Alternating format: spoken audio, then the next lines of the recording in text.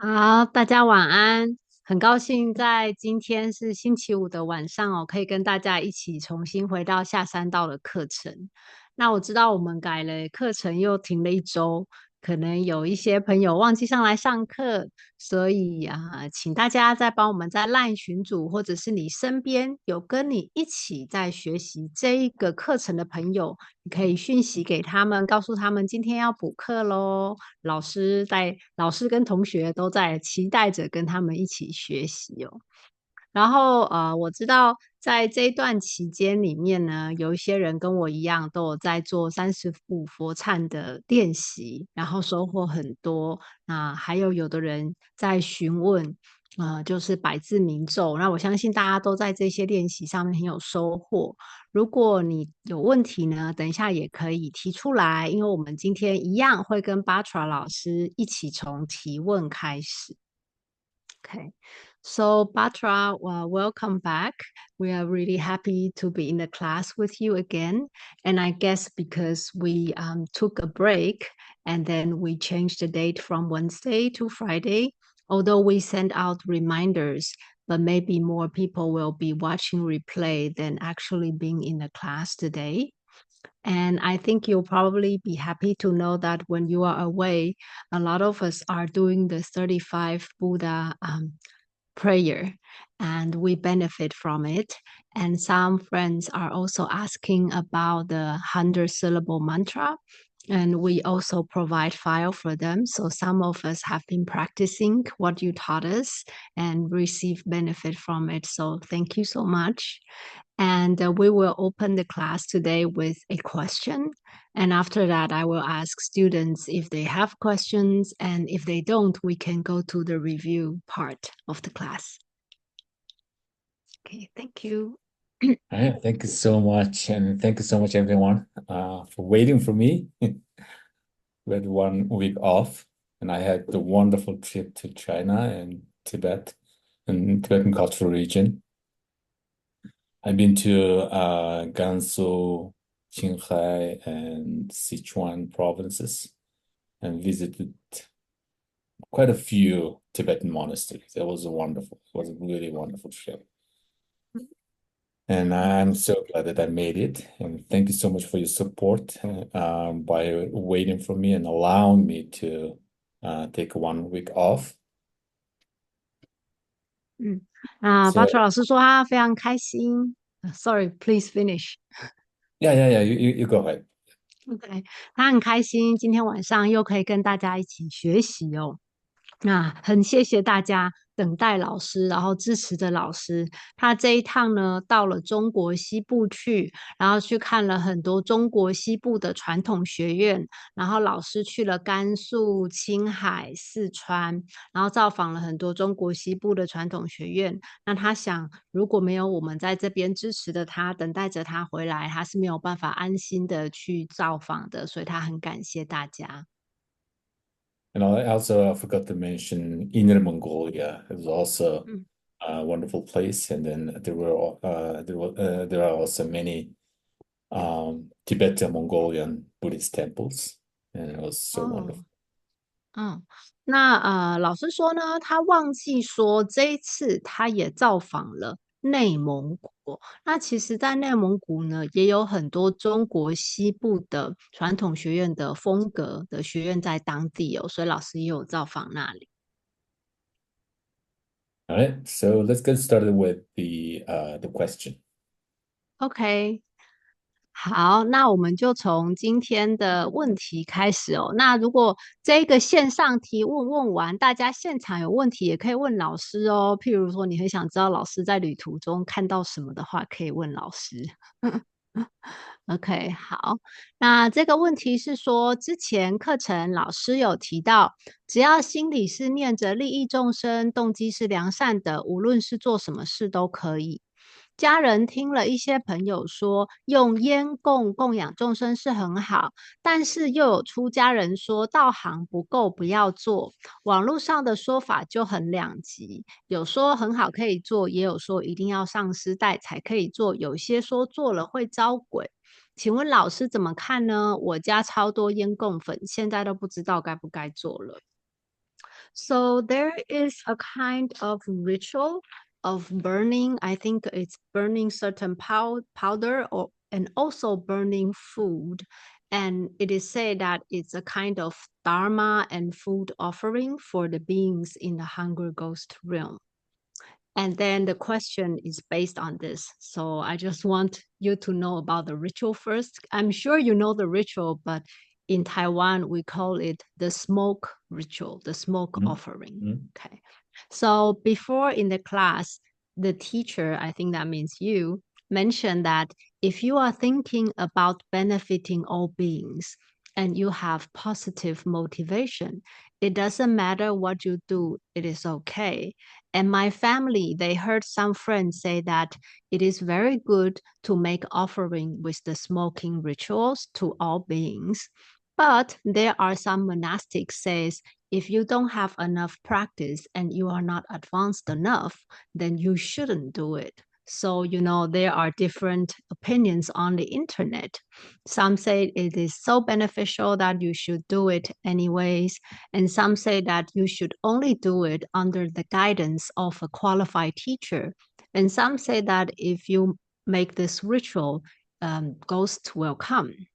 So, what's your opinion? Because I have so many smoke offering powder at home, and I don't know whether I should use them or not. Wow, that's a very interesting question, actually.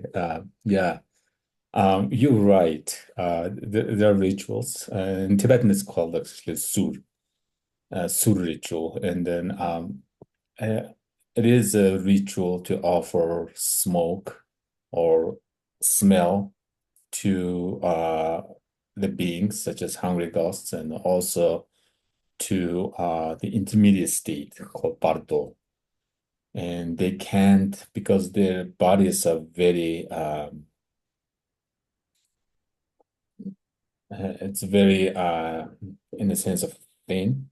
It's not gross like us, so they can't consume food like we do, but instead they can consume only smell or smoke, this kind of light stuff. So yeah, the question is actually very interesting, right? So you're right. On the one hand, making offering or making other beings pleased is a wonderful way to accumulate merit, right? But it could also be dangerous. I mean, if you believe in this kind of stuff, of course, the analogy would be something like, you could feed um, beasts, let's say a wolf, right? And hungry wolf. Of course, giving food to the wolf is a good thing, right? You accumulate the merit, but you have to be also careful because that wolf can attack you, right? So it would be even worse if you don't have this kind of certain skill to protect yourself and then take care of yourself against this wolf, right? I think it would be the same, would be the similar thing, you have the great motivation to offer smoke or food for this kind of teachers, but at the same time, if there are some harmful beings, then they could attach you or even attack you and so forth, right? So that's I think that's the concern here, right? Personally, I think motivation plays a great role here.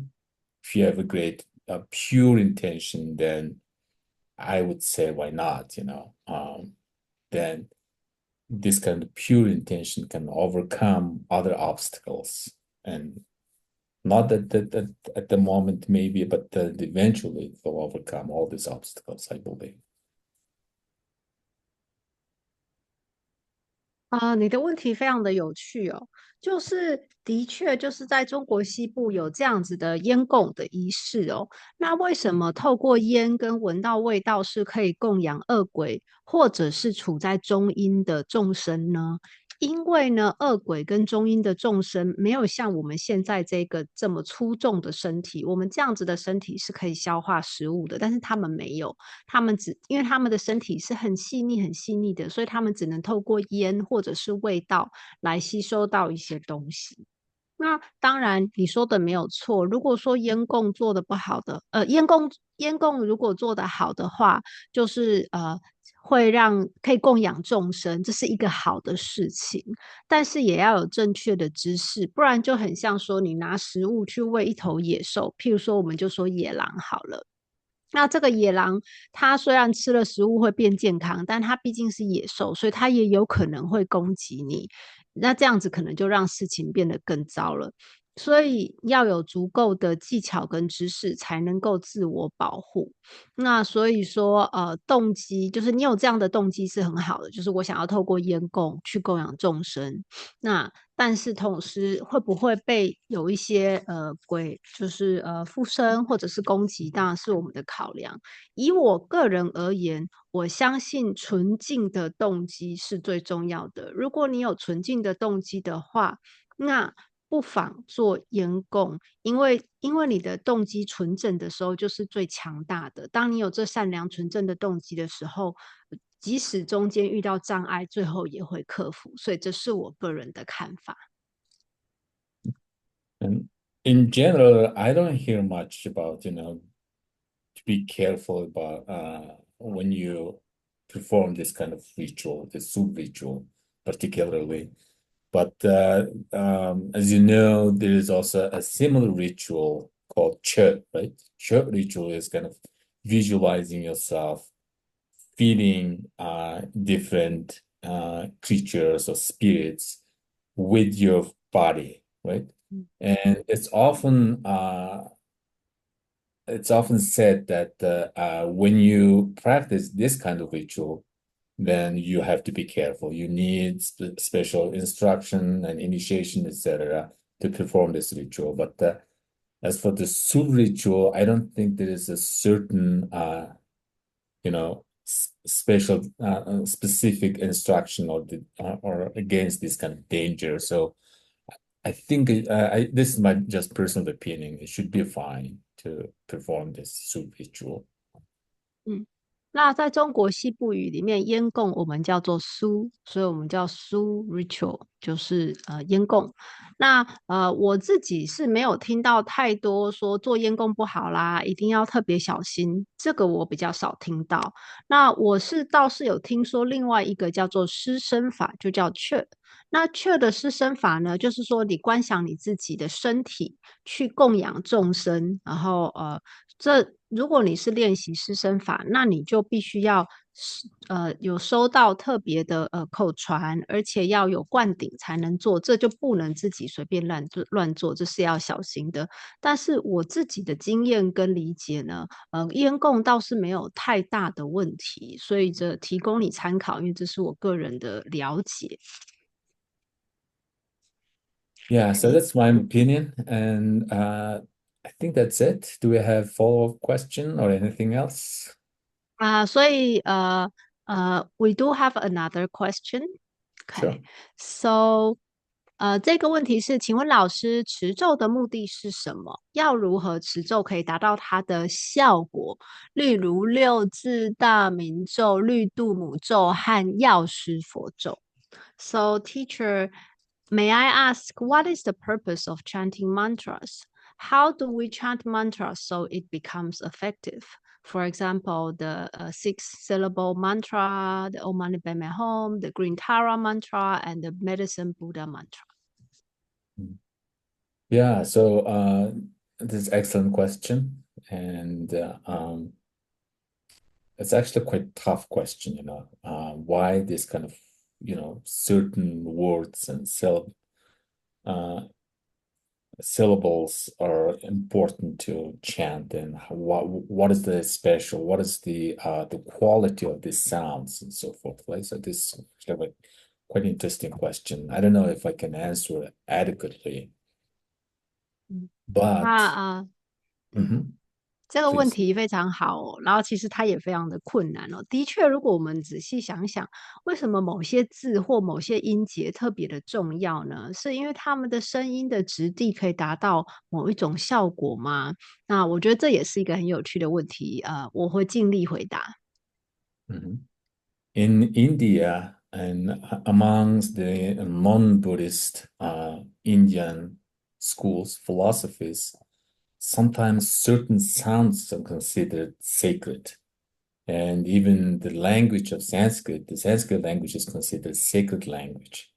And this language is reserved for the higher caste uh, folks, individuals. And the certain sounds made by the Sanskrit language is considered sacred, and it's kind of connected to the divine, etc., right?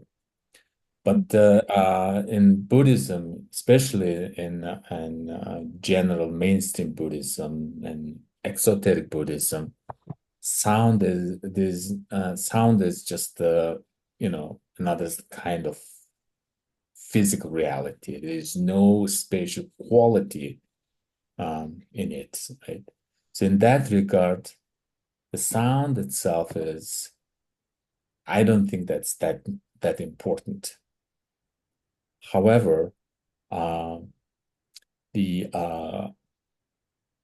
while practicing the sounds and the mantras, one needs to practice, one needs to meditate on certain uh, visualization, etc. And that part is more important, I believe, right? So just reciting sound, a mantra is considered beneficial, but it could also go as just empty words without this special, without this kind of meditation and proper way of thinking.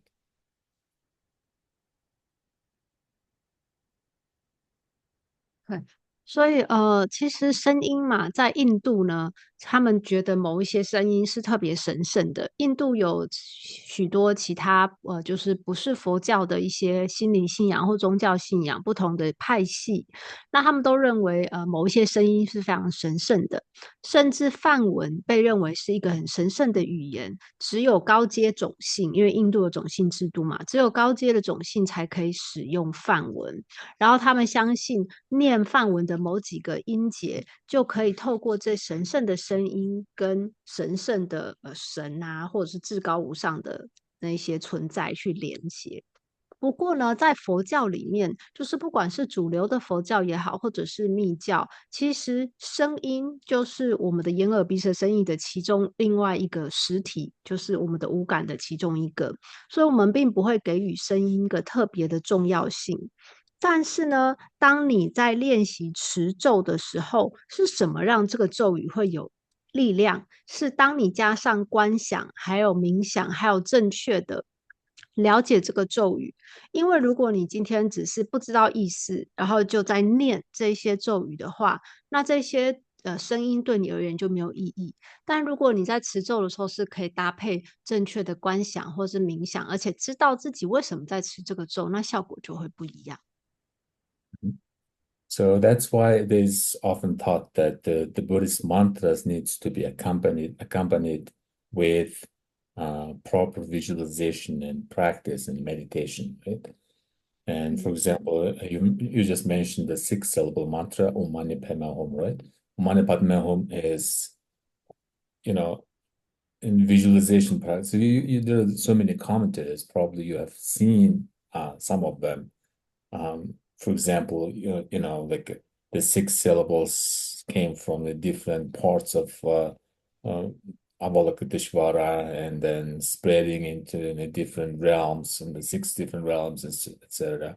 Or uh, even just the word Om is a combination of three different sounds like O, M, right? And the is the most natural sound human being can make. All you have to do is just open your mouth and make a sound that is going to be right? It comes from quite down, right? And then you need to convert this sound to all, making some kind of effort in parts of your voice, right? And then is even more intense. You need to make certain effort. You need to use lips, etc., to make this sound, or nasal sound. Is actually. So and there is some meditation or visualization in relation to human physiology in that regard, right? So if you can do it the proper way as explained in this commentaries, then it would be more beneficial than just reciting the empty words, right? But that being said, I'm not negating the benefits of the six-syllable mantra recitation. And because as we talked about earlier, this is the concept of blessing of the Dharma, right? And since the six-syllable mantra is considered Avalokiteshvara's heart mantra, and it is blessed by this great Buddha Bodhisattva, then there is a certain benefit, at least the Buddhists believe, right? So, and what I'm trying to say here is that your concern is correct, and whenever you, as a Buddhist, recite these mantras, try to accompany it with proper meditation and visualization practices.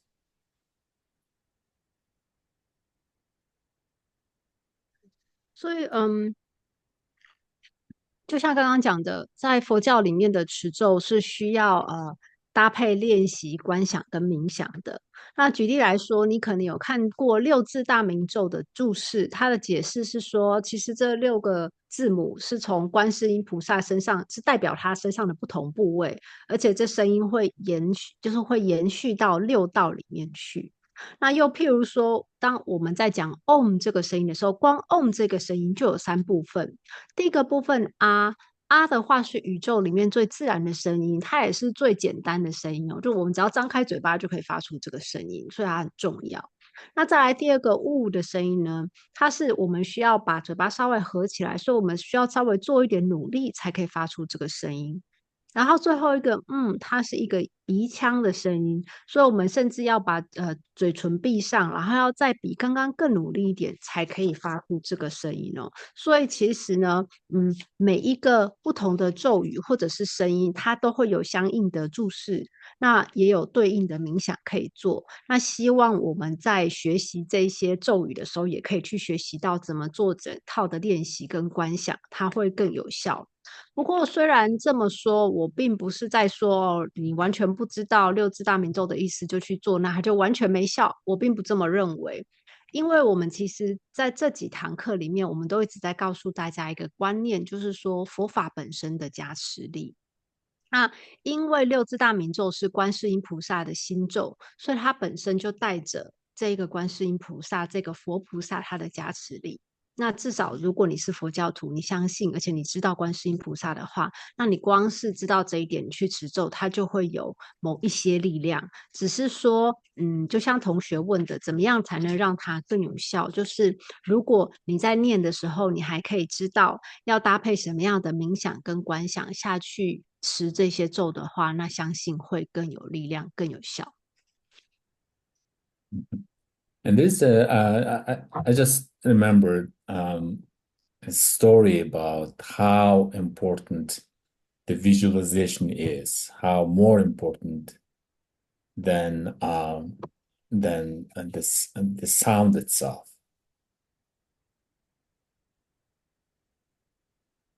I'm going to tell it now. Okay, please. Mhm. Yeah, so the story goes like this. So there was a learned monk in Mongolia traveling countryside, And he was kind of wandering monk. Wandering monk is kind of, going around and then begging for food, etc. And while doing that, they're practicing the Dharma. And when he approached a nomadic family and he saw the deity Siddhartha. Siddhartha is a Buddhist deity. Many of you may know her. She's a kind of a goddess holding an umbrella, parasol called Oh, okay, umbrella, okay, okay, Siddhartha, okay. right? Hmm. And the monks saw this deity on top of a tent, right? And then uh, he was surprised, of course, in middle of nowhere. All suddenly he saw this deity on top of a tent, and then he approached the family, and then there was a nomadic man. Not much learned, but the nomadic man, somehow memorized the mantras of Siddhartha. Siddhartha's mantra is known for its intense, complex, and difficulty. It's quite, difficult, long mantras. You can translate it up to here. 所以说，讲了刚刚那一点呢，我就想要跟大家讲一个故事哦。那这个故事就可以告诉我们说，为什么观想比起声音来是更重要的。那这故事是这样子的，就是蒙古呢有一位游方僧，游方僧就是居无定所啊，然后到处去托钵，然后这也是他们的一种修行。那这个游方僧有一天就来到乡下，然后他就想说啊，附近应该有游牧人家，我想要去跟他们要食物。然后但是就在这方圆百里都没有人，然后前方有一顶蒙古包，他就看到，哎，蒙古包上面怎么会有大白伞盖佛母？然后他就有一点惊讶。然后呢，后来他接近了那个蒙古包，他才发现里面住着一个游牧民族。那这个牧民呢，他虽然不识字，但是他很厉害，他把大白伞盖佛母的咒语都背起来了。那其实大白伞盖佛母的咒语是有名的困难跟复杂，所以它没有那么好背哦。Mhm. And then Uh, of course, the monk was surprised, right? He was a learned scholar, and then this man, a nomadic man, uh, uneducated, but somehow practiced the mantra and achieved some kind of accomplishment, right?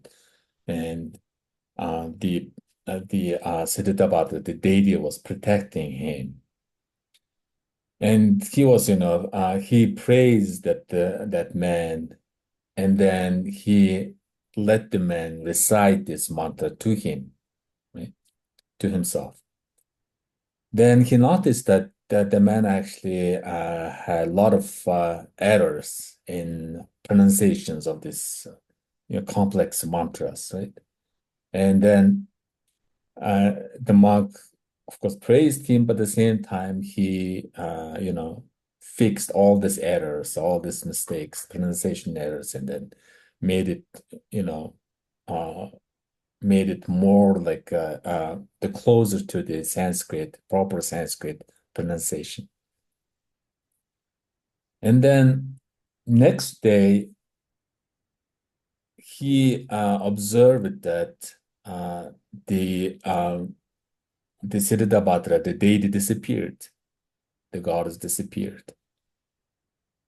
And then he realized that, okay, so this is not good. And then the man was actually trying to, correct himself and reciting this Siddhartha mantras in the correct way, but it didn't work somehow. And then monk actually realized it. And then he told the man again, please recite from now on, just recite whatever you used to recite, the way you used to recite, don't bother about this wrong pronunciations, right? So this shows that it's the syllable, the sound is less important, but this kind of the constant effort to internalize the mantra is more important than anything else. OK，所以这位游方生他本身是非常有学识、有学养的。那他就觉得哇，好厉害哦！这个区区一个牧民，然后又不认识字，居然呢就可以持中这个咒，就可以有这么好的效果，让大白伞盖佛母在他的那个帐篷上面保护他。那他就跟这个牧民说：“来来来，你念一次给我听。”然后牧民就把他知道的这个大白伞盖佛母咒就背出来。但是呢，他一背出来，这个游方生就发现，哇，他这是错误百出，这里也念错，那里也念错。所以他就开始指导这个牧民说：“你这里错了，你这个要这样发，那里要那样发。”所以他就把他的错误全部都纠正了。他就跟他说：“这个梵文的音应该要这样念才对。”结果呢，隔天他再去那个蒙古包一看的时候，发现，哎，佛母不见了。然后这时候呢，他才发现说，哎，这样不太好，因为那个牧民呢，为了要纠正自己的错误，把他所有的努力都放在把音念对这件事情上面。那这个僧人就发现这样子是不对的，所以他就跑回去跟那个牧民说：“哎，你就忘了我昨天跟你讲的，你就照你原来的方式念就好了。”所以这个故事其实是要告诉我们说，声音正不正确其实没有那么重要，但是你有没有一直努力的把这个咒语的它的意涵内化到你心里，那是更重要的。Yeah, I think that's all I would like to say about this question for this question. OK，所以这 And 是我给予刚刚那个问题的回答。mhm, Okay, so we have one more question and then we go into the class that you would like to sure, teach today. sure. OK，那最后一个问题哦，那老师等一下就要进入正课了。I would like to ask you that there's a practice of copying the sutra, writing down the sutra. And what's your opinion about it? Because again, like chanting mantra, the motivation is to dedicate the merit to the sentient beings or to pray for more blessings for my family. But if I don't really understand the meaning of the sutra or the meaning of why we should copy the sutra, maybe it doesn't work much. Yeah, this is also a quite tough question, and especially in the Prajna Paramita Sutras, uh, it is recommended to write down, memorize, teach or listen to this teachings regardless of one's comprehension. Uh, is tremendously beneficial, right? It is said that. So if you follow this kind of teachings, and there's certainly this kind of benefits, but at the same time, and with the modern technology, if you want, you can multiply a text, if you want, you can do it like thousands, maybe millions of times. So after all, try to comprehend, right? Try to understand even a slight bit. And that is more important and more beneficial than copying down the thousands of pages of Buddhist texts, right? So this is quite obvious. So if you really don't understand, but you have time to write it down, then why not, right? So just one should go ahead and then do that, right? But it's obviously more beneficial to try to understand and make effort to it. 那这一题其实也是非常难的问题啦。我知道说，我知道心经去抄心经或背心经是很被鼓励的一件事。那其实如果你有在学习，我相信你都会从中受益。那只是说抄这件事情哦，我们要想，就是像现代科技，你要复制一部经文是非常非常简单的事情，你轻易的就可以复制几百万遍。但问题是我们到底理不理解我们所复制的这些经文的内容呢？假设我们哪怕我们只懂一句或一个字也好，其实理解它的利益是很大的。那如果说都不懂，一直抄经的话，那就很可惜了。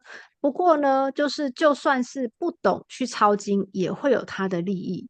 只是因为如果你有时间可以拿去抄经，其实也是一件好事嘛。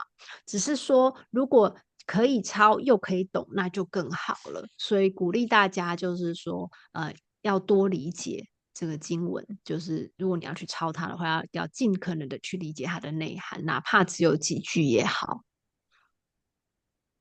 OK，Thank Okay. you, Batra。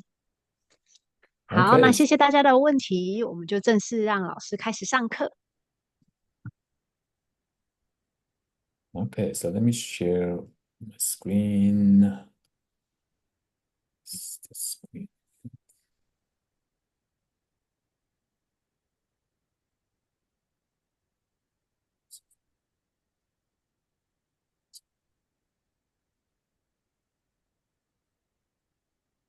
Okay. Um,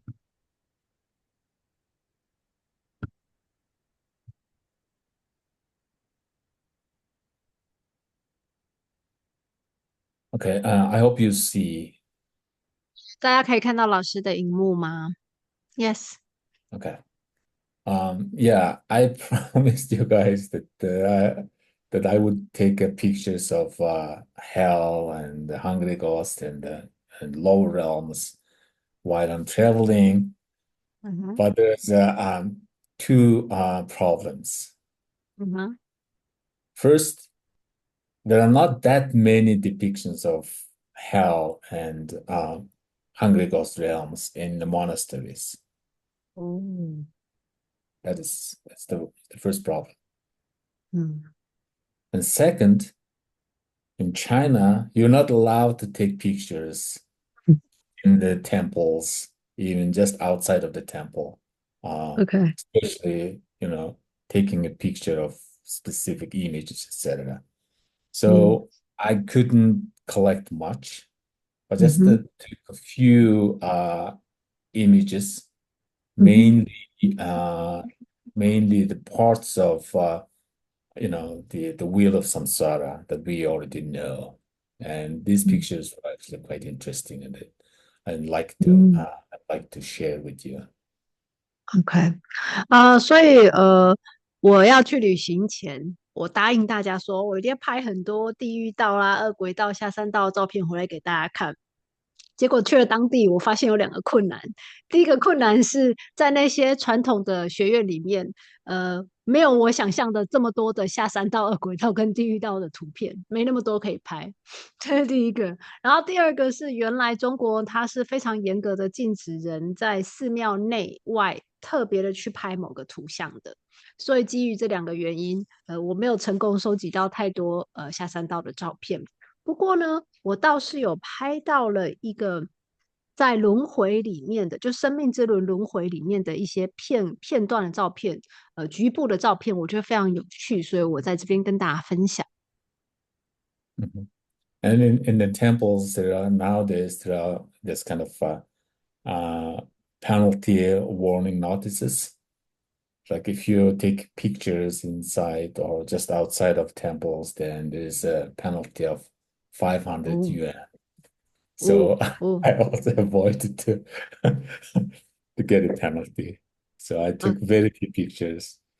OK，而且呢，中国的那个规定是严格执行的哦。如果他们抓到你在寺院的内外照相的话，你要被罚500元人民币。那老师不想被罚钱，所以他真的就没有拍到什么照片。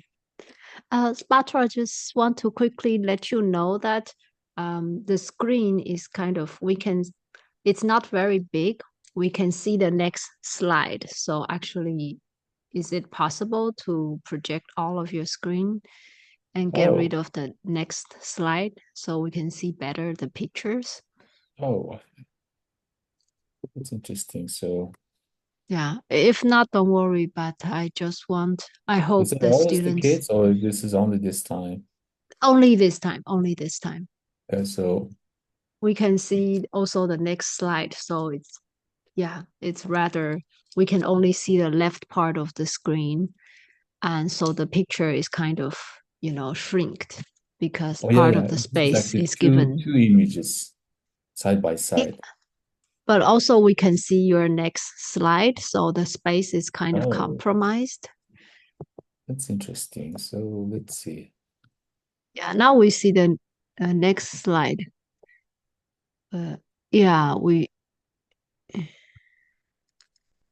Okay, so let's see.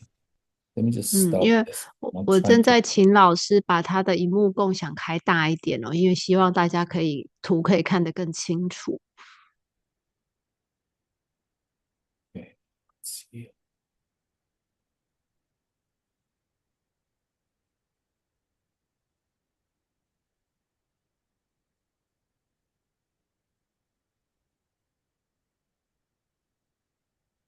Is it the same Okay, or it's much better now. Yeah, better now? Okay, now it's like before. Yeah, we can see okay, your full screen. okay. All right, so these are the two images first, and it's quite Ooh, detailed. If you mm, close it, it's actually quite interesting. And the mm, first image, and then the second as well. mhm, You'll see the hot hells, the majority part of the hell realm, mm, and uh, and uh, um, and also the cold hells surrounding mm, the hot hell. And what is mhm, interesting here, especially in the second image, is that they have the names of the hell. 嗯。Yeah, so it was quite interesting to see. OK，所以大家可以看到左边的图哦，左边的图下面是不是有红红的火海？那个就是我们之前上课讲过的巴热地狱。然后右边的图是巴寒地狱，然后巴寒的地狱旁边有一小条白白的，有点像那个漫画的，有没有？然后大家可以看到它那个白白的旁边有红底白字哦，就是他用白字把每个地狱的名字标在上面。And there's some more. 啊，这边 This 有 is 更多。yeah, and it's quite you know detailed, good images. And 大 then 家可以看到这一些细节很多，然后他画的很生动、很鲜活。yeah, and if you look closely, then each image is depicting in a specific hell out of the eight hot hells and then eight cold hells. 然后，如果大家有机会仔细贴近看的话，他把巴热地狱里面的所有不同的那些8个地狱，跟巴寒地狱里面的所有全部都细节都有画出来。And the first image here is also we can see some the Hungry Ghost realms that are related to our class later in this series. 那左边老师现在滑鼠点的部分，大家可以看到，老师说这个是恶轨道哦。那在我们这个课程比较后面的时候，老师也会讲到恶轨道的内容。Yeah, so I just wanted to share some of these images with you because I promised, but I couldn't find, the details of it. I mean, details of the hell images. 老师 Okay, 很想跟 so 大家分享这些图片，因为他曾经在出差之前有跟我们讲过，他要帮我们找一些这个照片带回来。只是他觉得材料没有他想象的多，没有更多的细节。mhm. And the last time we had the discussion of karma and its effect, and this is mostly from the previous class, 嗯，and we 上一次我 talked 们讨 about 论到了业力跟它的果，那这是上一堂课的内容。uh-huh. And we talked about the rectifying by means of the four powers in association with the to the concept of confession, Buddhist confession practices. 然后那时候我们讲到了如何进行四力量忏悔，然后又怎么进行35佛忏。And also, and then in your previous email, you mentioned that some individuals in this class are interested in the 35 Buddha images and about their stories, etc. Then I wanted to share a little bit uh, about the 35 confession Buddhas. 那因为之前呢，我有写 email 跟老师说，有一些同学对35佛忏很感兴趣，然后也对这35尊佛非常感兴趣，所以老师就想要多分享一下这个部分。Yeah, so this set of 35 confession Buddhas is found mainly in the Mahayana literature. 嗯，那这一个版本的35佛呢，主要是在大乘的经典里面会出现的。Mm. Several Buddhist scriptures in the Tibetan canon as well as in Chinese canon uh, depict the 35 Buddhas and then, you know, listing them out by names, etc. So it's quite, an uh,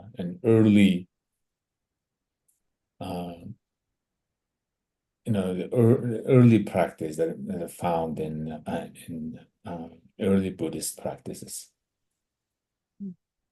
在中国西部的许多经典，还有中文的经典里面，都有讲到三十五佛忏，然后并且有把35尊佛的名字列出来，所以其实它是很早就开始流传的一个练习。Mhm. The last time I also shared with you my translation of Vinaya Vinishchaya Sutra, and this sutra is believed to have been, you know, initiated in India, so it has an Indian source. 嗯，上一次我跟大家分享了我在中萨钦哲仁波切那一边，他所主持的经典翻译计划呢，我翻译了一部经文。那部经文呢，它最早的来源可以追溯到印度。But while I was studying, researching on this topic, then I also found that some scholars argued that the set of 35 Buddhas is actually originated from East Asia, and particularly from the Chinese culture. 那所以当我在帮我翻译的那部经典找资料的时候，我看到有一些学者说，其实三十五佛忏不应该是印度发源的，应该是东亚，就是中国这边发源的练习。And one can argue that there is actually a commentary attributed to Nagarjuna explaining this 35 confession Buddhas. However, uh, it is often the case that we don't know which Nagarjuna it was, whether it was actually composed by Nagarjuna who wrote this middle way philosophy or not. We don't know, but there is a commentarial text attributed to Nagarjuna. 嗯。就是有一部，so the commentary is about the 35 Buddha chant。OK，Right. 所以说很多人说35佛忏的注释是龙树写的，但是呢，我们不确定是不是就是写中观的那一位龙树大师。So that's why I couldn't finalize whether it was Indian origin or Chinese origin, but it's very common practice, and related texts are found both in China, in India, and later on in Tibet and Mongolia. 所以我没有办法确切的知道说三十五佛忏的练习是从印度流传下来的，还是中国。那不过我知道呢，现在这个练习不管 And 在 also, 中国、印度、蒙古或中国西部都非常的广为流传。mhm. And also I found out that there are different versions of the set. 还有我发现35佛忏也有不同的版本。And sometimes they differ. Sometimes they differ by names, and sometimes the depictions are also different. 有的 So 时候呢，就是在35佛忏里面会尊称他们的佛号，然后每一次画的这个，大家看到35佛的形象，每一次不同的图上面出来的佛的形象也都不太一样。mhm. So for example, here the 35 Buddhas are very simple. They have less tools to hold, and especially the second image here, you rarely 嗯 see any kind of instrument they're holding. 嗯嗯。大家可以看到不同的版本的左边跟中间的35佛都比较简朴哦，然后你也几乎看不到他们手上拿法器。Mhm. This is one of the traditions that depicting the 35 Buddhas with 那这是 lesser 少 instruments. 所 Mhm. 以其中一个传统，当他们在描绘这三十五佛的时候，他们不会让三十五佛手上拿太多法器，比较简朴的版本。Mhm. And then we have also another tradition that have more instruments the Buddhas are holding. For example, here, for example, this Buddha. Can you see my mouse Mouse, yes, cursor?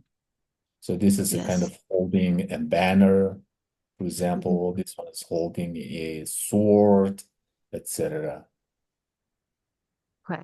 所以这两张大家就可以看到，这边的佛就是比较丰富，我拿了比较多法器。譬如说，老师刚刚滑鼠指的第一位佛就拿着法床，第二位就拿着宝剑。And then there is another tradition that the Buddhists are holding more instruments. Like each Buddha has a different instrument they're holding. 嗯，那这个版本就更不一样了哦，每一尊佛都拿着不同的法器。Yeah. So this I learned that this tradition is you know um, originated from the suit from the commentary that is attributed to Nagarjuna. 嗯，那我发现这幅图呢是来自于就是龙树菩萨挂名作者的那一部注释。And this is interesting. Although this tradition is attributed to Nagarjuna, then many features features could be related to East Asian traditions. 嗯。那虽然说这一个他们说这一个注释的作者，然后所产生的图是来自于龙树菩萨的，但是他的绘画的风格却比较接近东亚的绘画的艺术的风格。Then I found more interesting stuff actually, so I wanted to share it with you too. So uh, the Buddha here is called Chandanashri, 嗯，and this is the这边的 18th sorry Buddha among the 35 Buddhas.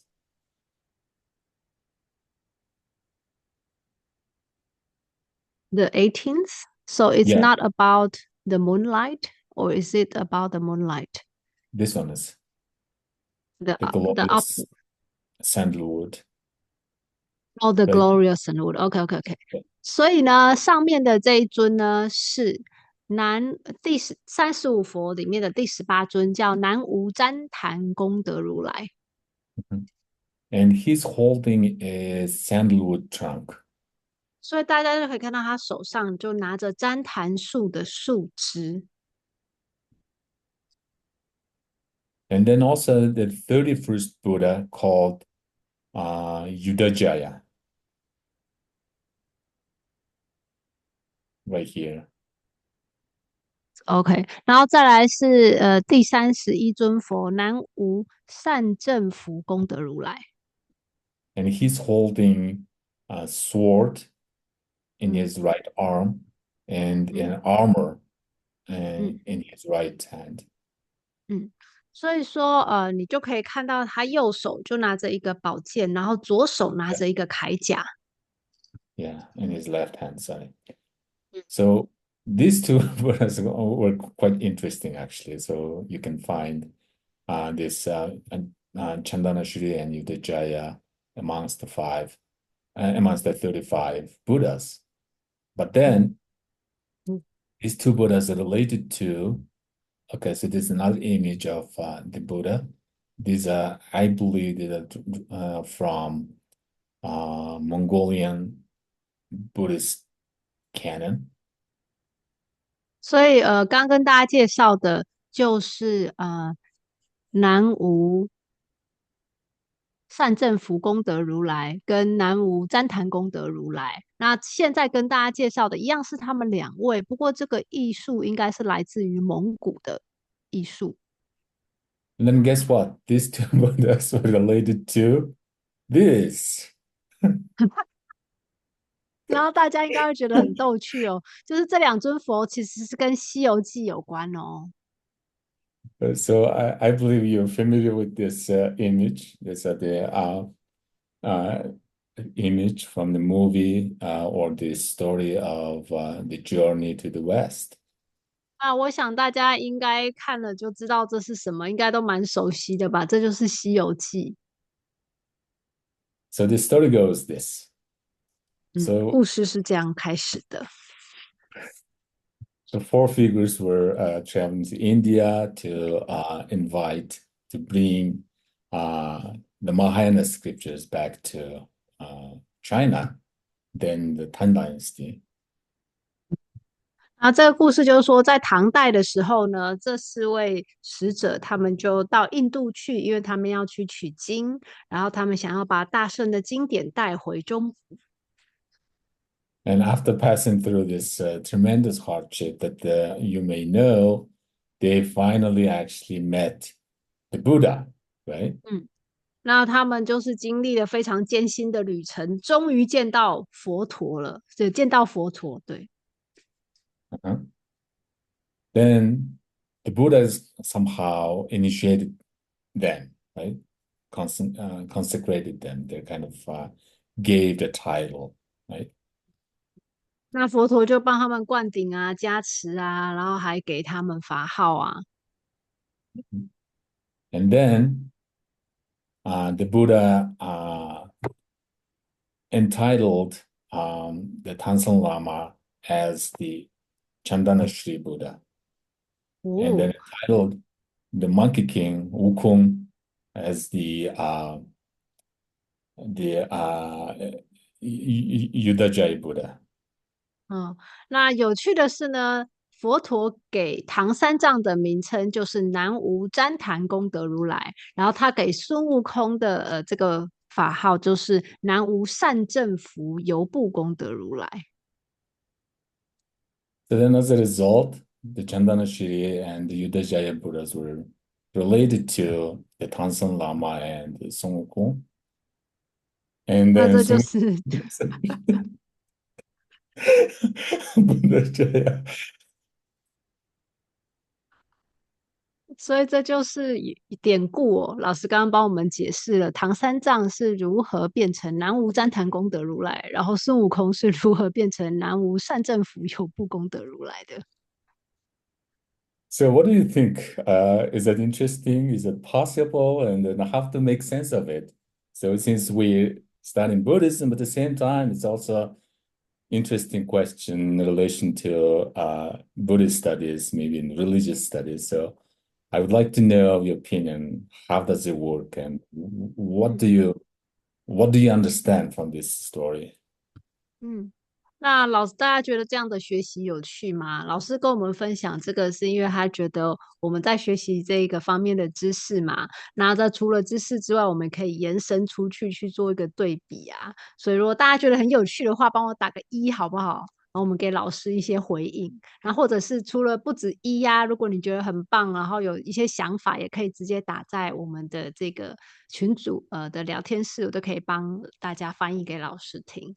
So I invite them to put one if they think this correlation is very interesting. Uh-huh. And I also would like to know your voice, your know your opinion. You can just raise your Uh, hand and please, someone someone asked why the Sun Wukong, this Yudhajaya, the Monkey King, uh-huh. why this one when he become the Buddha Jaya, Yudhajaya, why is he blue like the medicine Buddha?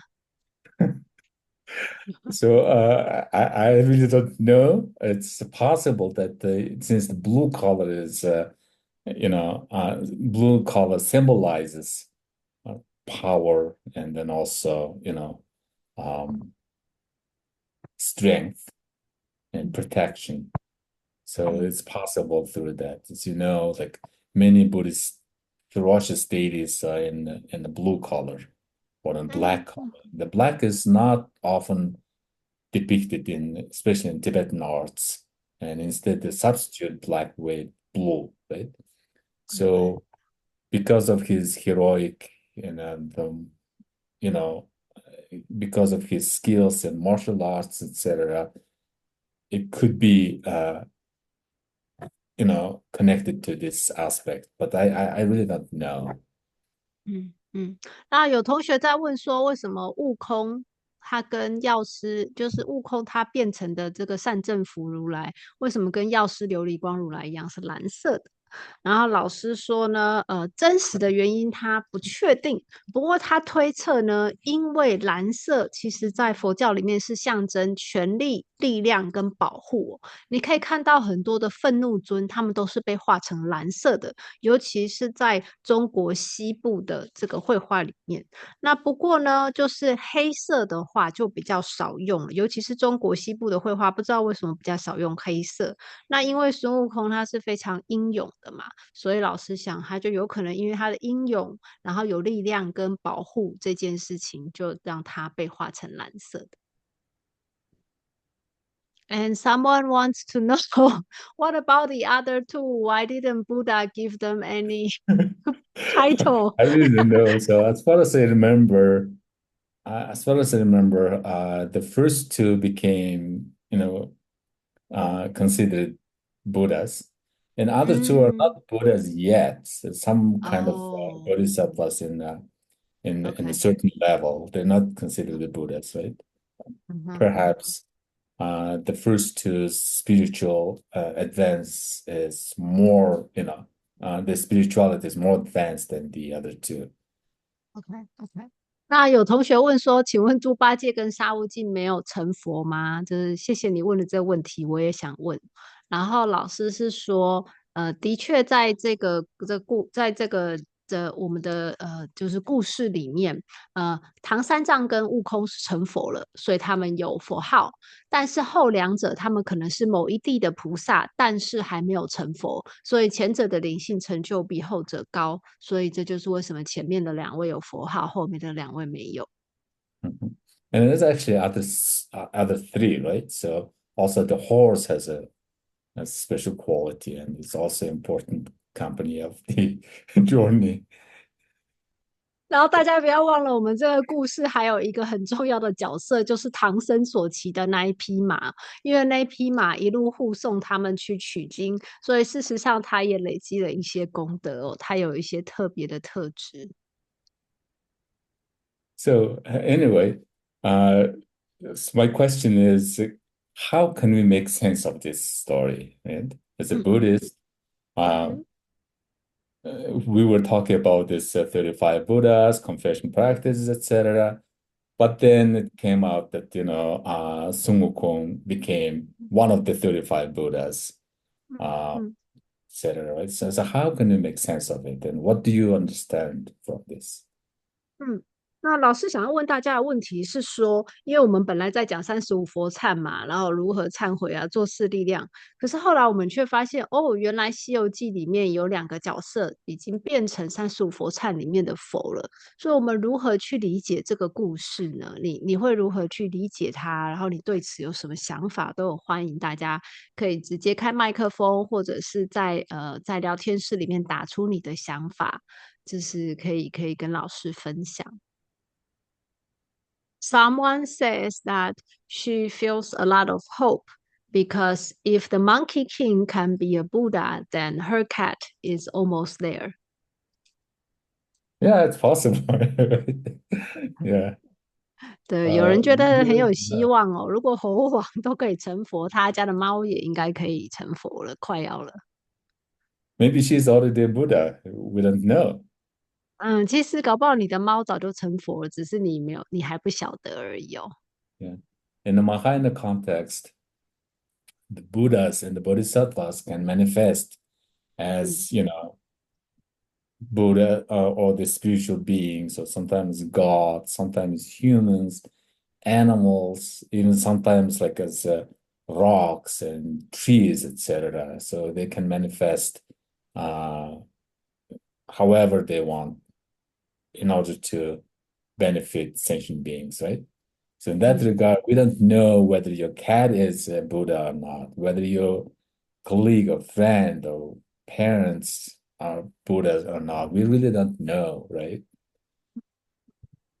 其实，在大乘的传统里面，就是这些成道者，他们可以化现成不同的化身，可以变神、变人、变动物、变石头、变树哦。所以他们只要可以利益众生，变什么他们都愿意的。所以有时候我们的同事、我们的父母、我们的家人，其实搞不好他们是佛在我们身边哦，只是我们看不出来而已。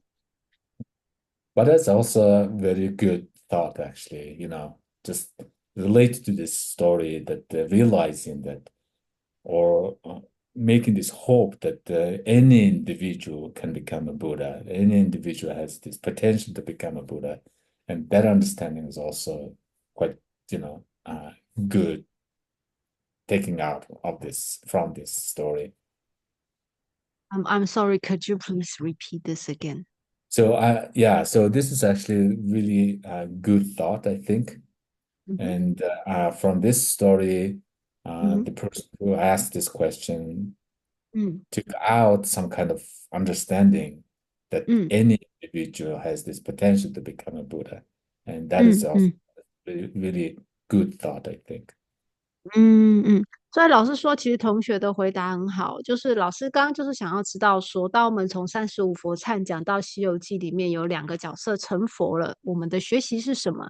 那有人的学习就是哦，原来任何众生都可以成佛，大家都有成佛的开悟的潜能。Other thoughts and opinions? 嗯，那还有没有同学有其他的想法啊，或者是疑问都可以提出来。Someone asked me that because the Tangsanzang and Sun Wukong, they both went all the way to India to get the precious sutras. And is that one of the reason that they become the Buddha? And so, if so, because everyone in our group now is supporting the preservation of the sutras and important scriptures, does that also help us to plant seeds of becoming the Buddha? Or what kind of merit does it help us to cultivate? Yeah, so I have no doubt that, if you're Buddhist, then, doing these things from the pure intention, pure motivation, then that definitely helps you to uh, journey in the path to Buddhahood, right? So there's no doubt, and certainly that would be the case. 嗯嗯嗯好，所以有同学在问说呢，唐僧跟孙悟空去取经，是不是让他们成佛的其中一个种子呢？然后老师就说，非常确定的是，因为他们带着非常纯净的动机发心，想要就是即便知道这个路途非常困难，但是他们还是想要去取回珍贵的经典，所以这是他们成就佛果的其中一个原因。Do we have other opinions, questions about this Um, concept? Someone says that I finally realized that the journey to the West is an actual event. I used to think that it's a made up story. So next time when I see the Monkey King, I will show respect to him. Yeah, that's great. Yeah. 嗯，Yeah. Uh, 对，and it's in a way it is a literature, right?嗯 And throughout the years, it was compiled and then added and omitted some stuff and then became a literature. I think in its form, it became in sometime in the 15th or 16th century, right? So it is a literature at the same time, but it is also based on the real life story. The 嗯 Xuanzang, the great Chinese traveler, Xuanzang's life story is 嗯 based on this 嗯 life story. Then in that regard, there's also some kind of reality behind these stories. 嗯。巴乔老师回应嘉怡的说：“啊，终于知道《西游记》是真人真事。我以前以为孙悟空、猪八戒的角色是杜撰的，下次我看到孙悟空会尊敬他。”那老师说，其实这个故事它有它真实的背景，真实的背景就是玄奘大师他要去取经，这是真的。但是以这个为基础呢，差不多在15、16世纪的时候，《西游记》的作者再加上一些想象，把它变成一部文学。所以它有事实的基础，但是它也有想象的部分，两个都有。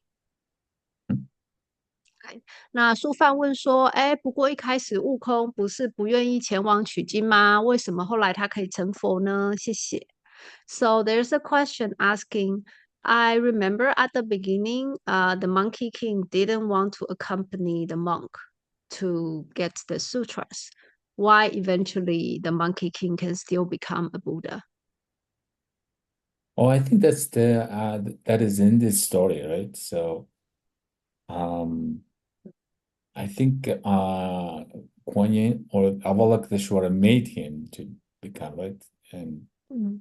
yeah, and Avalokiteshvara gave the Buddha this crown, and then Yeah. somehow, right, and then somehow he uh, he had to serve Mm. Tansanzan, Mm.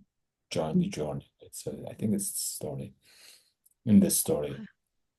So my question is actually, how can you make sense of it? Is that uh, if it's true that it is a Buddhist scripture, if the Buddhist scriptures were taught, actually taught by the historical Buddha who lived 2,500 years ago, and then somehow he already had this kind of list of 35 Buddhas, right?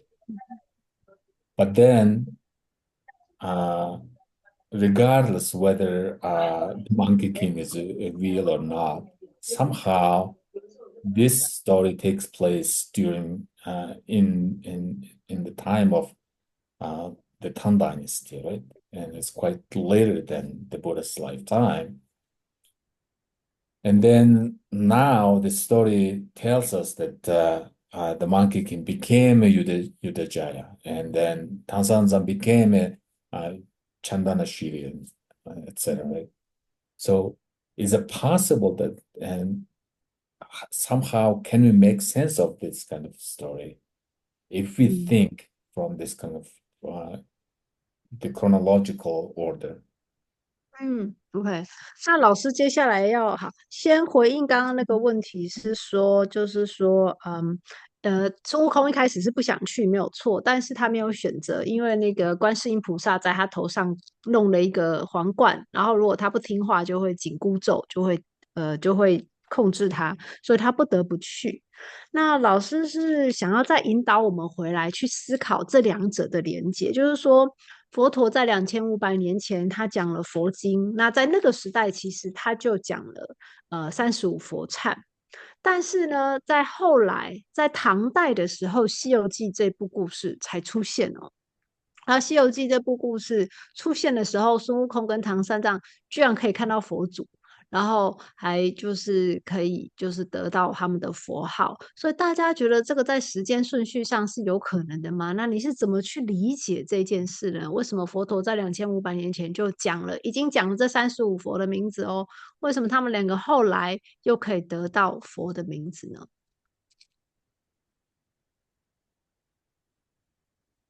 ？Any opinion? 大家有没有任何想法？Was no one is judging, we just 嗯，exchanging 对。opinions. This is 我 a 们只 conversation. 是不管什 I 么 just 想法 like 都可以很自由的提出来哦，老师绝对不会批判，然后相信同学也不会。Someone says that the time is empty, so that's why we don't have to be bounded by time and space. right, Empty，right. So that's actually a wonderful answer. 嗯，对，时间空 Um, 性哦，是一个很棒的答案，没错。anyone else? 嗯，还有没有人有不同的想法？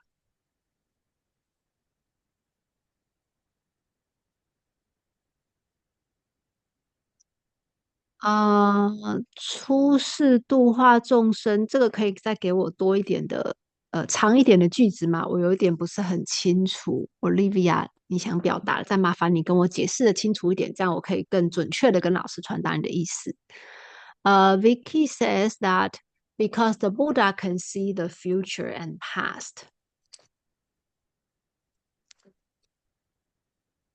And Olivia says that the Buddhas they want to come to the world and help the sentient beings. I was trying to ask if she can provide more context, but I also translate what she said first to you. Okay, Olivia wants to speak on mic, so we will unmute her. 可以，欢迎 Olivia 直接用讲的。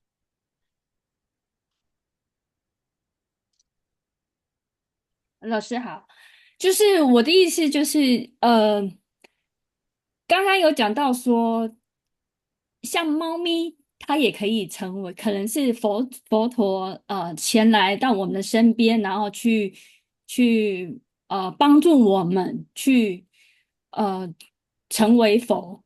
所以我的意思就是说，他可能在佛陀那个时代的时候，他已经讲了35佛，然后在后世的时候，可能这两位佛又出来，要去让更多的人去度化众生，让大家都能够有更进一步的去呃成佛的途径，就是更进一步的接触成佛的途径。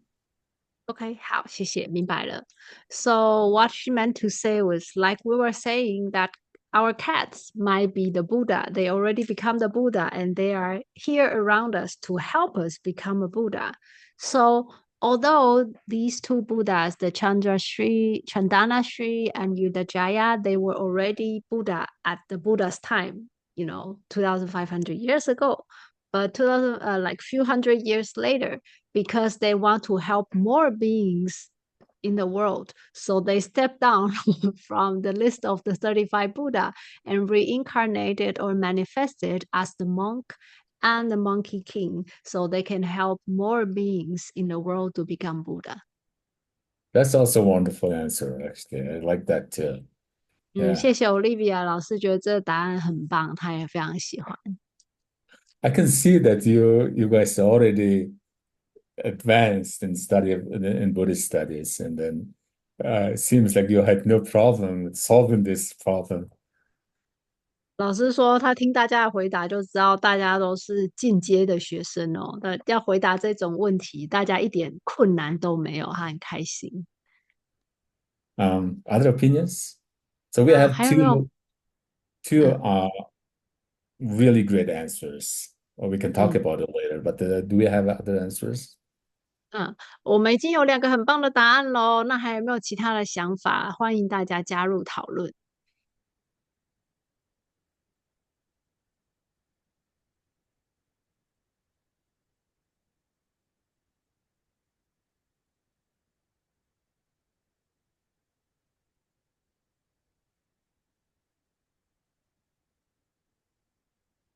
Okay, so these are probably it was so easy for you guys. I don't know.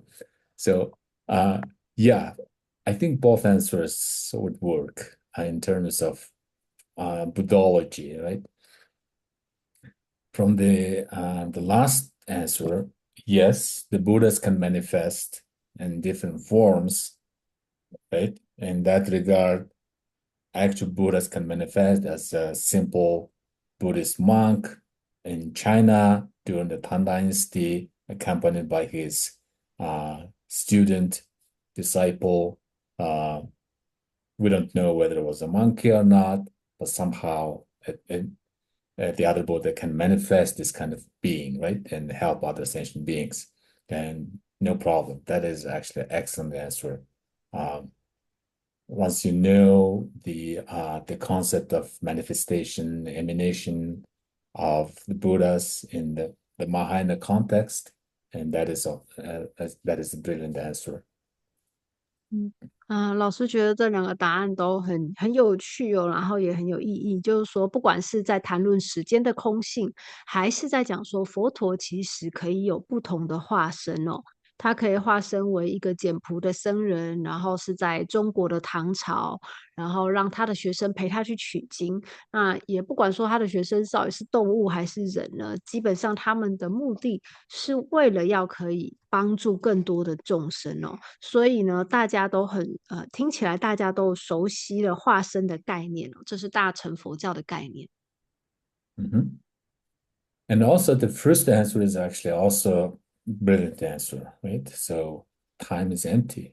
So that's actually it's very philosophical, but at the same time also I think it's also an excellent answer. 嗯，那第一个答案也很棒，就是说时间是有空性的。那虽然这是一个很具哲学性的问题，但我想呢，其实这也是一个非常好的答案。Yeah. So according to the Buddhist theory of emptiness, uh, time is empty, and anything that we conceptualize is empty, right? So after all, we the ones somehow conceptualize the concept of time and chronological order, and then try to logically comprehend this concept. This event happens after or before other event and make it this kind of a chain of events that can't be mixed up, right? So this is our kind of habitual conceptualization, and the Buddhist the teaching of emptiness somehow undermine this kind of conceptualizations. 嗯。所以佛教呢，根据佛教对空性的理解哦，就是说万法都是空的，所以连我们的概念化这件事情也是空的。那其实本来是我们自己先创造了时间这个概念，然后我们就觉得时间要有先后顺序，事件要有前后顺序，要这样子发生，它是不能被混在一起的。但是呢，在佛教空性的这个观念一出来的时候，就破解了我们对时间惯有的想法。So the reality is free from any kind of elaborations, any kind of conceptualizations, right? So it really doesn't matter like which event we think happens before or after another event and so forth, right? So somehow these things work in the nature of emptiness. 嗯。那所以在这个空性本质的运作之下呢，不管我们本来是怎么以为啊，说，哎，奇怪，佛陀在2500年前，所以这个是先，然后那个是后，那个顺序是在我们本来的概念里面，但是一旦他遇到空性的本质之后，就被破解了。So in that regard, this is also an excellent answer. 所以我认为在以这个角度来看的话呢，时间空性也是个很棒的答案。Mhm. So we are answering this within the framework of Buddhology, right? We're taking kind of uh, um, taking we're taking the perspective uh, of Buddhologists, try to 嗯 explain this 嗯 notion from the Buddhist belief, from the Buddhist teachings. 嗯。那到目前为止的，我们都是在佛学的架构跟佛学的信念里面去解释我们所讲的这些内容。So we're taking kind of insider's perspective. 因 Insider's 此，meaning within the framework of Buddhist 嗯，doctrine. 因此我们是用学佛的人可以理解的角度来解释这一些事情。But we also can take outsider's perspective, 嗯 putting ourselves in non-Buddhist scholarly shoes 嗯 and try to understand the Buddhist concepts. 嗯。不过呢，我们有时候也可以跳脱一下哦，好像就是换一顶思考帽，用一个局外人的角度，就是说，假设我今天不是一个佛教徒，我是想要研究、想要理解佛教的话，那我怎么来理解这件事？And in that regard, it also shows us that how fluid Buddhist religion is, how this kind of Indian or this kind of mainstream Buddhist ideas are well mixed with indigenous Chinese ideas and so forth. So with no problem, and there's an understanding of this explanation of it and so forth. So in that regard, it also reminds us that how Buddhist religion is fluid. 嗯，老师说呢，他的看法是，他觉得佛教是非常有弹性的哦，就是说，虽然这个35佛忏是源于古印度，但是这个传统一直传承下来，到唐朝的时候，又毫无违和感的就融入了中国的文学里面，所以他说，这证明了佛教是非常有弹性的。So when you study Buddhism or when you study any religion, in fact, when you study any culture, then you can take this kind of different perspectives. One is considered insider's perspective, one is considered outsider's perspective. And as long as you're aware of your perspective, then there shouldn't be a problem. It's not the case that the one perspective is better than the other. 那所以老师鼓励大家，当我们在研究佛学，或者是甚至我们在研究任何的文化跟宗教的时候，我们都可以试着用不同的立场，一个是把自己当做圈内人，然后一个是把自己当做局外人，就是去练习切换，让自己有不同的观点跟立场。那这样子切换呢，也可以让我们跳脱说。这个就一定比那个好的这种思维哦，它不是在做比较，而是让我们拥有更多元的观点。Yeah, so do we have other questions? We do have one, but that is not related to what we are discussing here. So, would you like to wait until the end of the class, Okay. or would you like to answer that now? It really doesn't matter. We can do it now, so we can. Is it if it's naturally connected to this, then it shouldn't be a problem.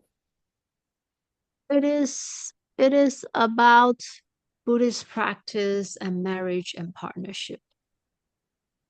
I see. So, okay, so let's do it now Okay, because I'm not how? sure if we have time to. Okay, sure.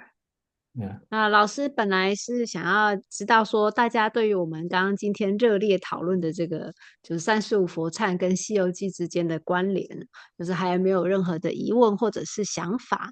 那如果大家没有的话，我们会先回答同学的问题。那如果大家有的话也没有关系，可以趁老师在回答这个问题的时候呢，把它打在我们的聊天室，甚至你可以开麦都没有问题哦，非常的欢迎。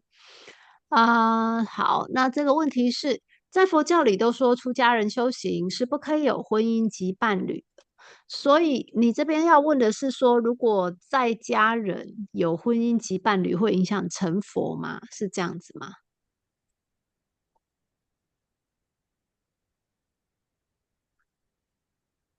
And in English?？So in the Buddhism, it says that the monastics they practice and they cannot marry, they cannot have partnership. Is it because in a marriage or with a partnership that will influence us? Influence, I guess, probably in a kind of way like an obstacle to stop us from being the Buddha. Mm. Mm. Well, we need to understand the difference, right? First, in order to practice Buddhism, the celibacy is not required, Mm. right? As a lay practitioner, as a lay person, you can practice Buddhism. And there are stories of lay people achieving high realization and Buddhahood, etc. So, Mm. and celibacy is not a requirement. So that's the first understanding. OK，首先要谈到的是说，在佛教里面，禁欲并不是成佛的条件。在佛教里面有很多在家的居士跟修行者，那也有很多的故事，过往的故事告诉我们说，即使是在家的居士，他修得的佛果位也是跟就是出家人是一样的，所以并不是说在家跟禁欲就不能够成佛。And the second, monasticism is a voluntary practice, right? No one is forcing monks, right? After all, it's their choice. It's the monk's choice. It's the nun's choice to pursue this certain set of rules, observe the rules and the regulations, right? And then their choice, and then and that's uh, their way of life, and no one should be bothered about that. It's individual choice. 嗯。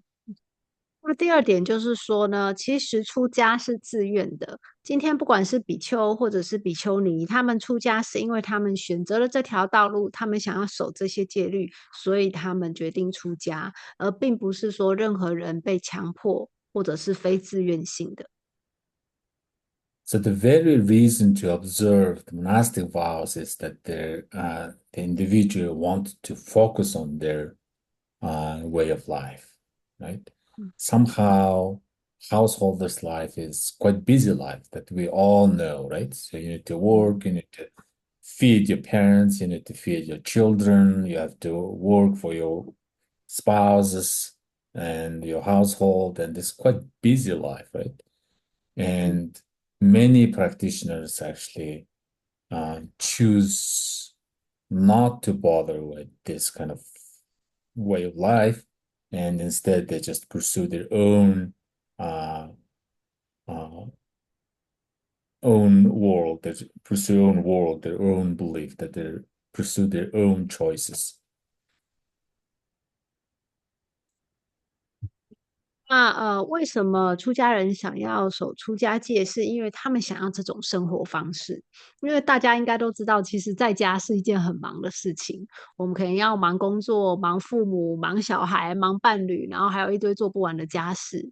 那有一些修行人，他真的不想要被世间的事情所干扰，所以他就决定说：“那我要出家，我要去追寻我的修行。”因此做了这样的选择。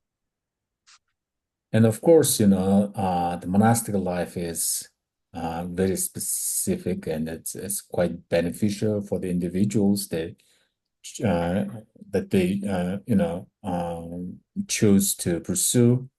But at the same time, it's not a requirement. And we all know the stories about individuals who are not observing, while not observing monastic vows, achieving great accomplishments. 嗯。那所以说，其实出家的生活是一种很特定的生活。那他可能对于这个个人个体，他想要去修行有某些利益，但是呢，我们也听过非常多的大成就者的故事，就是他们并不是出家人，所以这出家并不是成佛的先决条件。Mhm. And especially in Mahayana Buddhism, and also particularly in esoteric Mahayana Buddhism and Tantric Buddhism, there are a lot of practitioners or great beings, great accomplished masters who are not monastic. And 那 examples 特 would 别，be, yeah, 嗯 please. ，sorry, please go ahead. Yeah, the examples would be, for example, in Chinese Buddhism, we know different stories about stories of Buddha, the fat Lama, right? Fat monk, and also what's his name? Jigong, the master 嗯哼，Jigong, right? 嗯 So 哼，嗯哼，they're seemingly not observing, carefully observe monastic vows, right? They kind of hanky-panky sometimes, and they 嗯哼，also consume alcohol, etc., right? They're kind of 嗯 not 哼，pursuing monastic 嗯 life, 哼，but somehow they're great accomplished masters, 嗯 recognized by by the tradition. So what I'm trying to say is that monasticism is recommended, but it's not required. 嗯嗯。The first monk you mentioned, is it the happy Buddha, the Yeah, fat right. monk? 啊，OK OK OK。所以说老师说His name 在 is 大 Buddha, 乘，right? we call it 弥勒佛. So the pronunciation is the same with Maitreya, but we are I don't think it's Right. that He's Maitreya. It's considered the the left. nation of Maitreya, right? Yeah, And I he's think a he's kind of historical figure, I think, in a sense. 啊，OK Yeah. OK，好。老师的意思是说，在大乘，尤其是在某一些密教里面，我们有听过很多有成就的修行人，他们并不是严守出家戒的哦。那譬如说，在中国的佛教里面，我们有看到弥勒佛啦，或济公活佛，他们也没有严守出家戒哦，甚至济公他还会喝酒嘛。但是呢，即使是这样子，他的修行的正量都还是有被承认的。所以说，当然出家它是一个很好的修行方式，但它不是一个必要的条件。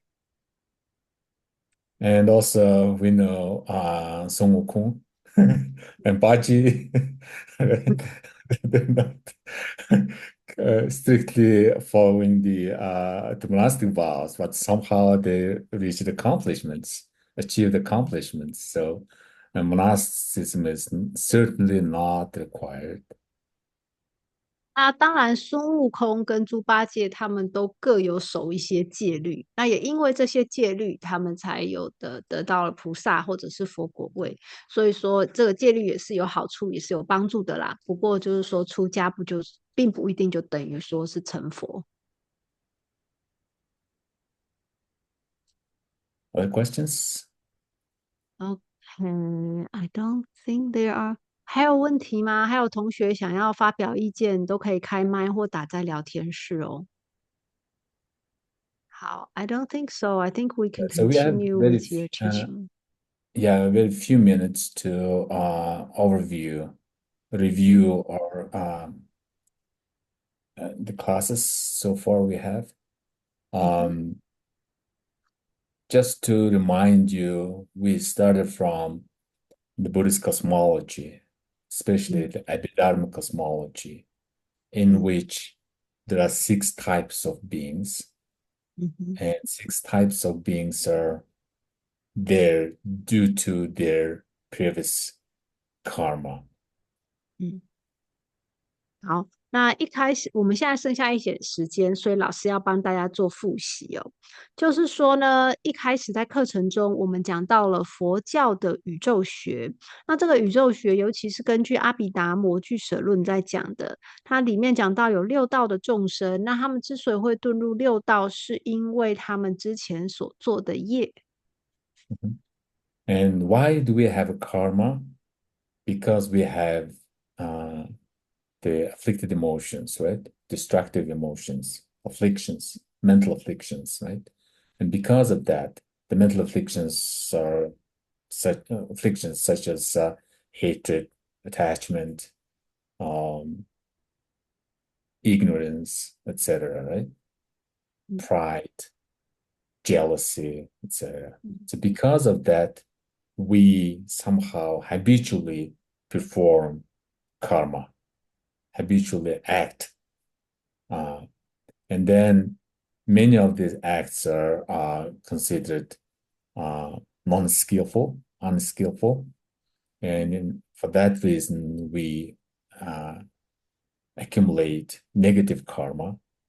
And because of this negative karma, according to this Abhidharmic philosophy, we take different rebirths, and some rebirths are considered fortunate, others are considered non-fortunate, unfortunate, and then unfortunate rebirths are divided into three categories: animals and hungry ghosts and hell beings. 那为什么会有业的存在呢？因为我们都会有烦恼，烦恼就是毁灭性的情绪，譬如说贪嗔痴，譬如傲慢或嫉妒。那其实呢，业就是我们的惯性模式。当我们陷入自己的惯性模式的时候，我们就会做一些很不善巧的行为，而这些不善巧的行为呢，就会帮助我们累积负面的业。而这些负面的业呢，就决定了我们死后往生善趣或者是恶趣。那在恶趣里面又分为下三道，也就是畜生、恶鬼跟地狱。Mhm. And then the specific text we are kind of going over is mainly about the lower rebirths, especially about hell beings and hungry ghost realms, right? So that's why our the focus or emphasis is on hell beings and hungry ghost realms. 那特别的，在我们这门课里面，我们讲的是下三道的知识哦。那主要是在讲地狱道跟恶鬼道。那为什么呢？So did you say why we focus on this? Because of the text. The 哦 text ，OK，is 因为我们这部文本就是这部文本是从蒙古的光显寺那边编纂的，那它的内容主要是关于下三道里面的恶鬼以及地狱道。mhm. So just to remind you, the text is requested by JB and to study together to go over with this group. And this text is preserved in Mongolia in the Buddhist monastery. And the text was quite interesting. It was wooden block printing with illustrations, and later on it's also painted on that carved wood block prints, and it was quite interesting text. So that's why JB chose this text and then request me to teach this class. So that's how we are so much, we're talking about hell beings. 那也要跟大家再一次的提醒一下哦，记得要多多随喜自己，因为呢，大家的支持才会有这门课跟这部经典的复刻。当初呢，这一部经典就是蒙古光显寺的计划负责人贡格僧人，他花了很多时间，就是把这一部经典集结起来。然后之后，JB 老师又特别要求要复刻这部经典，因为它只剩下木刻版了。所以呢，我们在蒙古的当地的寺院就复刻了这部经典，然后木刻版它印刷出来有很多有趣的图，然后图又就是有人把它绘画成彩色的，然后这是一部非常有趣的文本。然后 JB 老师复刻了之后，又邀请巴川老师来把这个文本教给大家哦，所以我们非常的幸运可以学习到。Mhm. So then this the concept of rebirth, karma, virtue, non-virtue, mental afflictions, etc., are closely connected to the fundamental Buddhist teaching of the Four Noble Truths, right? So that's 那 how we kind of briefly covered the the fundamental teaching of the Four Noble Truths. 那就是因为呢，当我们讲到重新投胎啊，讲到业力啊，就跟我们的善业与恶业有关。那其实善业与恶业这样的概念呢，又跟我们的四圣谛有关。这就是为什么在课程的一开始，我们有重新给大家复习了四圣谛。So given that the teaching of the Four Noble Truths is considered the fundamental Buddhist teaching, then we also briefly discussed who is a Buddhist and how should we understand a Buddhist? How could we define a Buddhist? 那因为四圣谛是佛教非常基本的观念嘛，从那里我们又延伸出去讨论说，那谁是佛教徒？怎么样的人是佛教徒？那我们怎么做佛教徒？Mhm. And then we, based on Buddhist teachings, we defined Buddhist as the one who take refuge in the three jewels. So three jewels being the Buddha, the teaching, the Dharma, and the Sangha. 然后呢，我们由那里又延伸下去说，根据佛教的教理，我们定义呢，就是皈依三宝的人就是佛教徒，而三宝就是佛法僧。So then, since we have this kind of the idea of lower rebirth, etc., then from the beginning of this time, we are still in the samsara, constantly accumulating bad karma, making the cause of lower rebirth. Then natural question arises that how can we get rid of this negative karma? Is there any way of that? Is there any way we can eliminate the negative karma, etc., right? So that question leads us to the confession practice. 那从我们下三道的学习，我们又知道说，其实从无始以来，人就不断的，就众生其实就不断的在轮回里面流转哦。那为什么我们会在这边流转？就是因为业的关系。那尤其是恶业，让我们会堕入六道的下三道。所以很自然的，我们就是一直去想说，为什么会有恶业？为什么会造恶业？怎么样才不要造恶业？因此，这就讲到了我们之前的35佛忏的练习。Then we learned, and Buddhist confession has to do with the completion of the four powers. And there are also different methods. There are Mahayana method, and there's also Vajrayana method, etc. And within the Mahayana method, exoteric Mahayana method, we studied the confession in relation to the 35 confession Buddhas. And in esoteric Mahayana, the tantric perspective, within this perspective, we also learned a little bit about the 100 syllable mantra of Vajrasattva. 那当我们学习到佛就是35佛忏的时候，我们有从四力量的忏悔开始。那我们学完了四力量的忏悔之后，我们学到了大乘里面的方法。大乘的方法就是35佛忏。那我们也学到金刚乘的方法，金刚乘就是密乘的方法。我们学到了一个基础的百字明咒。So then we also identify some of the Buddhas, and somehow I found this kind of interesting story how the 35 Buddhas were some of the Buddhas in the 35 Buddhas are connected to the Chinese indigenous story of the journey to the West, and then I found this fascinating. It's quite interesting, and then that's how I'm sharing it with you. 嗯，那在这35佛忏里面，因为每个佛都有每个佛的佛号嘛，那我们在一一辨认这些佛的佛号的时候，巴传老师就在做这个研究的过程中，发现原来在35佛里面有2尊佛是出现在我们《西游记》这个中国文学里面的，因此他就把这个有趣的发现，在今天的课程里面跟我们做分享。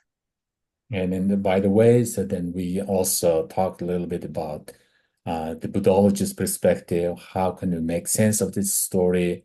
How can we understand as a Buddhist? And also a little bit about how the outsiders can see this concept in this story. 嗯。那所以我们就探讨了从佛学的角度里面，我们如何理解就是这个跳跃时空的这个故事，就是这个佛教故事。然后同时我们也学习着用局外人的角度去思考说，如果我今天不是佛教徒，那我该如何来思考这样子的故事？ But then we have a great list of hell. So we're only at the beginning, you know. Uh, First we 但 had是 the eighth grade hell. Only within the hell of reviving, we had 16 different types, and I think we covered only 4 or 5, right? So there are kind of uh, the endless story after this, and surrounding the great crushing hell, another set of hell. So there's certainly we have no time to cover everything here. 然后呢，老师刚刚把各大地狱的那个投影片都呈现在我们眼前，就说我们其实还有一堆地狱哦，就是在8热地狱里面，我们光等活地狱就有16个地狱，然后16个地狱里面，我们大概讲了4到5个，然后后面还有一堆地狱，其实我们都还没有开始讲。However, I have, let's see if I can do this. Let's see, desktop, I think this one. Do you see this text? Yes, I do. So this is a text that I translated from Tibetan into English with my colleagues. 嗯哼 And this text, this sutra contains the Sutra of Three Hips, which is the confession recitation, including the 35, the sorry, the homages of the 35 Buddhas. 嗯。这一部《佛说决定病尼经》就是巴传老师跟他的同事一起把它从中国西部语翻成英文的经典哦。然后在这部经典里面呢，前面其实也有包括了35佛忏的内容。So I already put it in a hard drive, shared hard drive, so you can share it with everyone. And this is OK the佛说决定病尼经. Sorry about OK，my pronunciation. But you can read this sutra in Chinese, and OK，especially I think from here 嗯哼 you can see the 35 Buddhas, the homages to the 35 Buddhas, and then Yes。followed by this confession recitation, so you can actually study the confession from this text, from this sutra. Yeah, thank you very much. I already found this the recitation part, and I made it along with the PPT picture you offer us to our group. But I think now with the full text, they can read more about this Buddha. So thank you very much for that. You're 我有 welcome. 跟老师说，我有分享，就是在网络上找到这个忏悔文的部分，有跟老师投影片里面的35佛的图像一起寄给大家。不过老师今天提供给我们的这个 C 贝塔的版本里面有更多的内容，所以老师分享给我之后，我也会再放到群组里面，大家有空可以读。Okay, so that's basically all for today. And do you have questions? We have, I think, a little bit time to have one or two Yeah, questions. we do have one final question. 好，Mhm. 那老师在问说，同学有没有问题？我们这边有最后一个问题，那我们这个问题问完就让大家下课。同学问说，为什么要学下三道？是为了警示人们不要做坏事吗？So her question is, why should we study the lower three realms? Is it because to warn people against doing bad deeds? I believe so.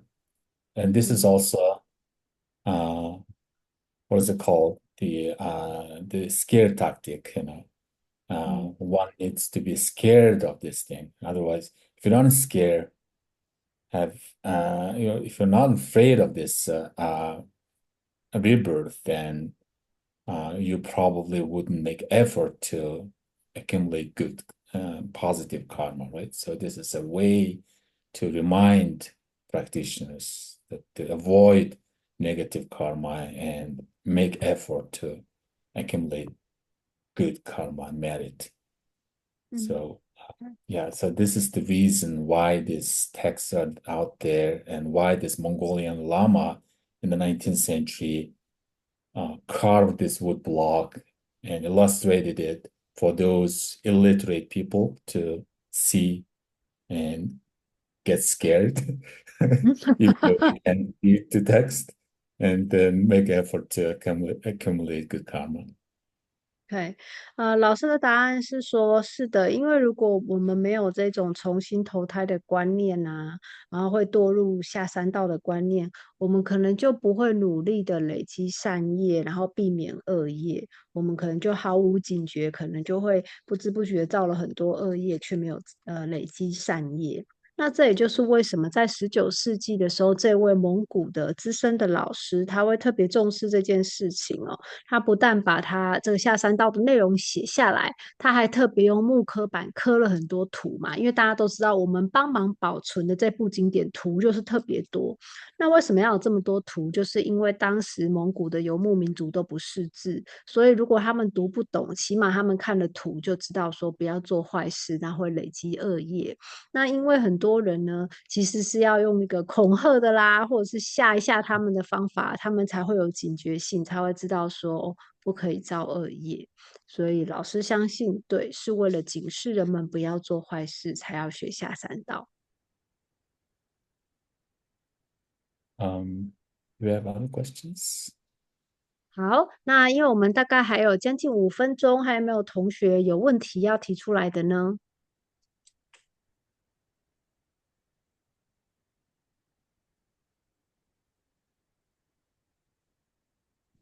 ？I think they are happy with today's class. Okay, so this is Friday night. You're right. So let's get stuff here. Um, yeah, and then next week we're gonna meet on Wednesday. That's Wednesday, yes. okay. Wednesday, Mm, 7:30. All right, thank you so much, and then have a nice weekend. And 对。I hope many of you next week. 嗯，那谢谢大 And 家哦，老 thank 师 you. 特别谢谢大家，礼拜五晚上还上来上课哦。那记得哦，下礼拜我们就回复到礼拜三，每个礼拜三晚上的7点半到9点半上课哦。那非常谢谢大家，也非常谢谢巴 a 老师，我们在 chat 在群组里面送一些爱心跟花给老师，好不好？谢谢他的教导。So they want to offer the flowers and the hearts for your Thank you. Thank teaching. you. Thank you so much, Teacher Batra. We will see you back next Wednesday. Okay, thank you so much. Thanks so much, Kay, for translating with your Uh, excellent translation skills. So it was so beneficial. Thank you so much. thank you so much. 那老师也说要谢谢翻译，那谢谢大家给我机会为大家服务，很高兴可以翻译这堂课。那我们下周三见喽，祝大家有个愉快的周末，拜拜。